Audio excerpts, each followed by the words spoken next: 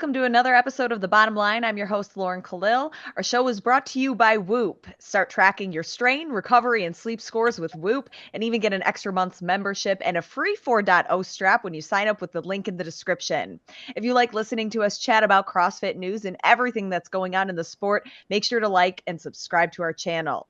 Our sports analysts, Brian Friend and Patrick Clark, are here to discuss the next semifinal to take place, the Far East Throwdown. It's happening in South Korea, June 3rd through the 5th. Brian, we're going to start with you looking at the men's leaderboard. It's been a topic we've been talking about, that potential travel barriers for some of these athletes. Yeah, for sure. I mean, when CrossFit announced the list of the semifinals, I think that most people who are concerned with this stage of the competition started to look and see, well, how easy is it to get in and out of South Korea? What are the, mandatory things that you have to have or do when you go there? And of course, those things are consistently changing in the world right now, and those are things that are outside of CrossFit's control. But there were other places in Asia that could potentially have hosted these, such as the UAE, where we've seen international athletes travel before, that probably would have been more easy for certain athletes to get to than South Korea is.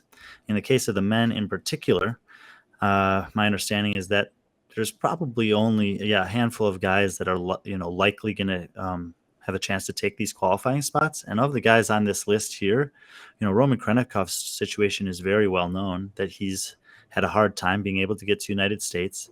They've invested a lot of time and money this year to make that happen. And now he's being put in this situation where he's going to have to leave to go compete back in Asia. And the likelihood of him being able to go there and come back is unknown. But he's not the only one. Also, Hamza Tarefi and Denis Samsonov have spent a lot of their life here in the United States, and all three of these guys have different limitations and regulations surrounding their visas and the different statuses with being over here. But for all of them, going there and coming back is not an easy thing to do, and it's not a certainty that they'll be able to do either one of those trips. And it very, very greatly impacts the dynamics of the competitive landscape for the men in Asia if you miss out on any of those three guys, all of whom would have a chance to make it to the games, which, in terms of trying to analyze the field and look forward to who we might see from Asia competing in Madison this summer, it's not even sure of who we can count on to be at that competition right now. Currently, they have 28 of the 30 spots filled as people have accepted their invitations, and all three of those guys have accepted them. And if they are able to compete there, those are some of the names alongside people like Alexander Ilin and Ant Haydens that will make for a really exciting competition. But unfortunately, probably the story here is more so going to be about the stuff that happens off the floor than on it. Patrick, what are your first takes on the women's leaderboard, or the women going to the semifinal? Well, my first take actually is looking at the semifinal. There's only two Russians on that leaderboard, and I think, and which completely contrasts what they did in quarterfinals. So, what you see here is a very a short list of who I think, or we think, will challenge for those two spots here. Obviously, you have Seung-Yeon Choi, who finished second last year and made it to the games last year. And then we have a couple other women there who've actually competed at the games in 2019 as national champions.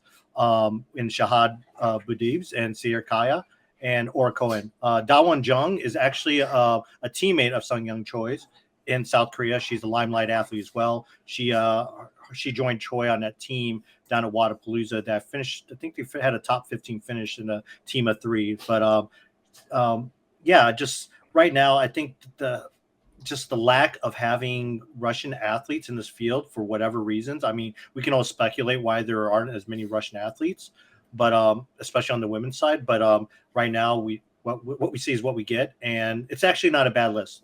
Obviously, like I said, you have some game veterans there in the women's field, and they're competitive. So it should be a very competitive semifinal. But I definitely see Choi being the top of the ladder, and then everyone else fighting for that second spot. Brian, what is your bottom line for the Far East Throwdown semifinal?